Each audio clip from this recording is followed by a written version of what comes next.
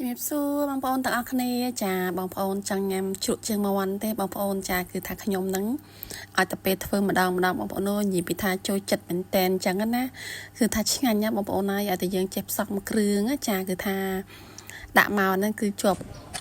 មាត់តែម្ដងបងប្អូននេះខ្ញុំសម្រាប់ធ្វើបន្លែជ្រក់ជើងមាន់របស់នេះខ្ញុំចាមានខ្ញីបន្តិចមកមានគល់ស្លឹកគ្រៃនិងការ៉ុតបងប្អូនចាឥឡូវខ្ញុំចាប់ផ្ដើមកោសការ៉ុតបន្តិចទៅដើម្បីយកម៉ូតចឹងណាបងប្អូនចាពេលខ្ញុំធ្វើម្ហូបខ្ញុំចូលចិត្តយកម៉ូតទៅបងប្អូនខ្ញុំអត់ទេចាគឺថាមិនឲ្យមានតែម៉ូតតិចទៅគឺស្អាតតែម្ដងហើយយើងមើលទៅគួរឲ្យចង់ទទួលទានចឹងណាបងប្អូនចាយើងចិត្តជាចំណិតស្ដើងមកបងប្អូនទាំងខ្ញីទាំងការ៉ុតហ្នឹងគឺខ្ញុំចិត្តកវិតមុខពីរបងប្អូនចាបើក្រាស់ពេកក៏មិនសូវឆ្ងាញ់ចឹងទៅក៏ចិត្តកវិតមុខពីរតែម្ដងទៅចាឥឡូវនេះជើងមាន់របស់ខ្ញុំគឺមកក្បាក់បងប្អូន5គីឡូបងប្អូនចាគឺចាប់ផ្ដើមលាងនេះបងប្អូនគឺខ្ញុំលាងពីប៊ីទឹកណាបងប្អូនចាយើងច្បាច់អំបិលផងដាក់គល់ឆ្មាផងឲ្យស្អាតទៅណាបងប្អូនចាហើយចាំយើងយកទៅកាប់ហើយយើងយកទៅឆ្ងោរមួយសាសិនចាំយើងយកមកលាងមួយសាទៀតហើយចាំយើងយកមកត្រាំតកបងប្អូនចានេះគឺខ្ញុំឆ្ងោរវគ្គទី1បងប្អូនចាវគ្គទី1គឺជើងមាន់ចានដែរបងប្អូន5គីឡូអញ្ចឹងណាបងប្អូនចាវគ្គទី1ហ្នឹងគឺយើងឆ្ងោរអត់តន់ដាក់គល់ស្លឹកគ្រៃលកូចអីណាបងប្អូនយើងគ្រាន់តែសោះមួយសន្ទុះឯងបងប្អូនជើងមាន់នេះគឺខ្ញុំជើងមាន់ថ្មីស្រស់គេកាប់ភ្លាមពីជើងមាន់ក្រុមហ៊ុនណាបងប្អូនចាគេថាអត់ស្វិតទេគ្រាន់តែយើងអត់មានដាក់ថ្នាំដាក់អីពណ៌ក្រហមធម្មជាតិពិតណាចានេះគឺឆ្ងោរប្រហែលជា3នាទីទៅ5នាទីបងប្អូនចាព្រោះយើងដាំទឹកពុះហើយយើងដាក់ទៅតែមួយព្រឹកហ្នឹងគឺផុយស្រង់មកចាក៏យកមកលាងទឹកមួយសាទៀតបងប្អូនចាធ្វើម៉េចកុំឲ្យធំក្លិនណាបងប្អូនចាយើងធ្វើឲ្យស្អាតអញ្ចឹងពេលយើងយកហូបគឺឆ្ងាញ់មែនតើណាបងប្អូនចាគឺថាអត់មានធំក្លិនអីទេចាគឺថាក្លិននឹងឈ្ងុយវិញណាបងប្អូនចាគឺថាខ្ញុំលាងតតែស្អាតបងប្អូនអើយចាឲ្យខ្ញុំលាងរបស់ហូបលាងអីនេះគឺថាតនីជូនតែម្ដងបងប្អូនចាឡើយនេះគឺចាប់ផ្ដើមមកធ្វើគ្រឿងគឺខ្ញុំមានខ្ទឹមសហាន់ជាបន្ទះស្ដើងចឹងមកយើងយកមកត្រាំជាមួយនឹងទឹកក្តៅសិនណាបងប្អូនចាយើងត្រាំអញ្ចឹងគឺខ្ទឹមរបស់យើងល្អណាបងប្អូនគឺថាពេលយើងយកទៅធ្វើជ្រក់គឺអត់មានកពុលខ្ទឹមសខ្ទឹមអីទេបងប្អូនហើយគឺថាដល់ពេលយើងត្រាំចឹងទៅយើងស្រង់ចេញយើងយកទៅដាក់ត្រាំក្នុងទឹកកកទៀតធ្វើឲ្យខ្ទឹមរបស់យើងកាន់តែឆ្ងាញ់ចាំបងប្អូនឥឡូវខ្ញុំចាប់ផ្ដើមស្រុះលើកទី2នេះបងប្អូនទឹកពូងចឹងយើងដាក់ស្លឹកក្រូចដាក់គល់ស្លឹកគ្រៃចឹងណាបងប្អូនចាហើយសោះហ្នឹងក៏អត់យូរដែរបងប្អូនប្រហែលជា5នាទីចាគឺថាយ៉ាងយូរ10នាទីចឹងបងប្អូនចាយើងមើលតាមជើងមាន់ដែរចឹងណាបងប្អូនចាចំណែកជើងមាន់ខ្ញុំនេះតែបន្តិចគឺផុយល្អមែនតែនបងប្អូនចាបន្ទាប់ពីស្ងោរចឹងហើយបងប្អូនចាំបាច់ពុះទេយើងមើលតែជើងមាត់របស់យើងចុចមើលបងប្អូនចាផុយហើយគឺយើង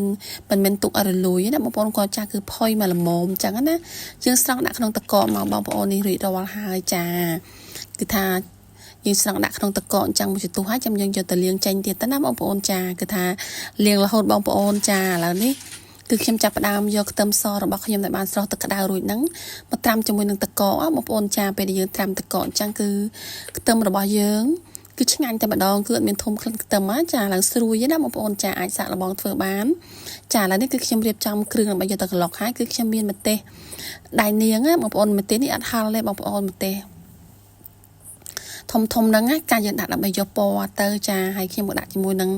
ខ្ទឹមក្រហមបន្តិចដែរបងប្អូនចាយើងមិនដាក់ច្រើនទេណាបងប្អូនចាខ្ទឹមក្រហមតែដាក់ច្រើនទៅជាហឹលខ្លាំងហើយទៅជាភ្លាវណាបងប្អូនចាគឺថាអត់សូវឆ្ងាញ់ទេអញ្ចឹងខ្ញុំប្រើប្រហែលជា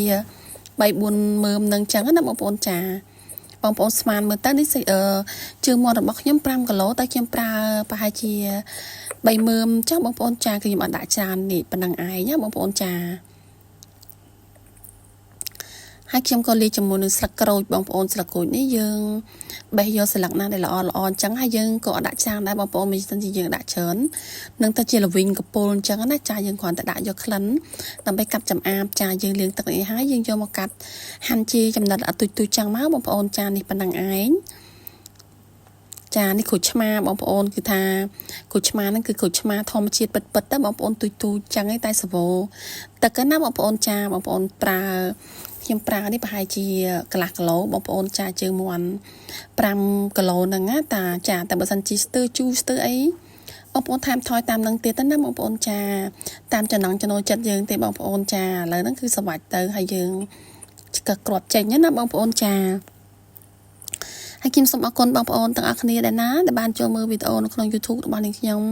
แต่เมนสโมทาซาพรมบงานจังนะบางปอนเป็น7วิดีโอบ้านนี้ยงบางปอนคอมเพล็กช่วยจัดสัญญากันดังเนี่ยพองนะบางปอนจ่าแล้วนี่คือคิมจับดำยกเติมกระหอบหนึ่งเติมซอหนึ่งมาเตะมากระหลอกก็บางปอนจ่ามาเตะนี่คือบางปอนโจจัดหาครั้งบางปอนดักมาเตะได้ยังในจานมาเตะเต๋อจำนายคิมถือนี่คือคิมโยฮามันติ้งติ๊กเตะบางปอนยมอาเจอประกายหาครั้งเตะจานนี่คือถ้ากระหลอกรีดอหายให้กระหลอกนี่ก็กระหลอกไอละอัดเปย์จ้าบางปอนจ่ายังกระหลอกโยประดังมันเนี่ยบางปอนในขยมจังนะบางปอนจ่าคือลมมอมแต่มาดองเปกระหลอกนี่ดักตึกมันแต่จ้านะบางปอนจ่าบางอัดดักตึกเตะคือปีบากกระหลอกให้เขียมปลาตึกไตรมานี่บางปอนตึกไตรมาคือชิงอันเหม็นแตนคือเซอร์ไพรส์นะบางปอนจ่าให้เขียมปลาสกอซอ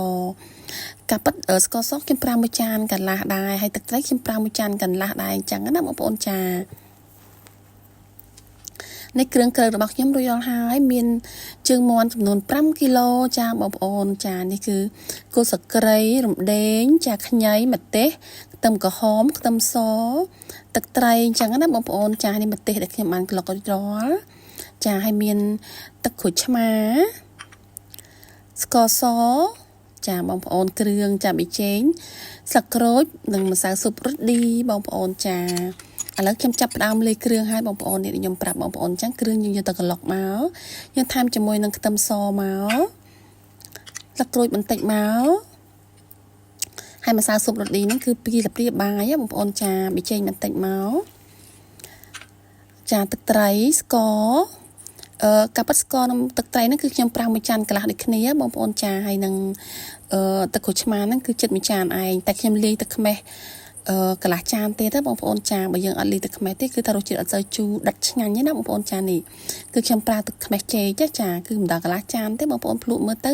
ภาษาจิสเตอร์จูสเตอร์ยังทำทอยตามดังนั้นนะบางคนจา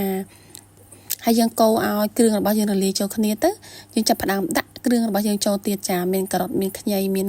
โกสกเรย์เมนสกโกรเองจังนั้นนะบางคนจางก่อนแต่จ่ามานั่นคือช่วยเมนเต้นบางคนเลยจางคือทางกูไอจังหบแต่มาดองอะในชุดเชิงมาวันจ้าบางปอนนี่คือทำจึงจะบอกจังก็บางปอนคลำกับโลชดาได้นั่งบางปอนจ่า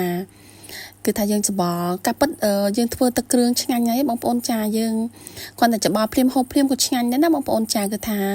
บาดจำดาวลิงี้กับบานได้บางปอนผู้ไอตึกไตรเข็มนั่นคือเมียนจีตะจ่าคือทารู้จิตจูไปไปอะไรแต่คือหัวจิตดับแต่มาดองอ่ะบางปอนจ่าอย่างนี้แต่คือจังหอบเตียบางปอนโอยคือช่างเมียนแต่หอบไปหอบเตียตะจ่าบางคนเคยอันเนี่ยคือตนองเหม็นแตนจาเจืองมอนนี่คือเจืองมอนยังทอมเจียยังกับเพลียมจังคือเป็นปัวซอนะบางคนจาบสันจะยังแต่เจืองมอนเป็นกลมพลม้าคือปัวหรือซออีกจังนะจาจำนายนี่คือทาเปิดแต่มาดองบางคนให้อัดสวัสดิ์นะ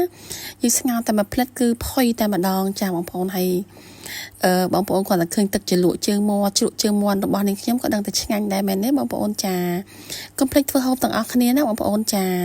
เพื่อหายังดับปะม้ายังยมดักนังตูตะก่อนจังมาบางคนจา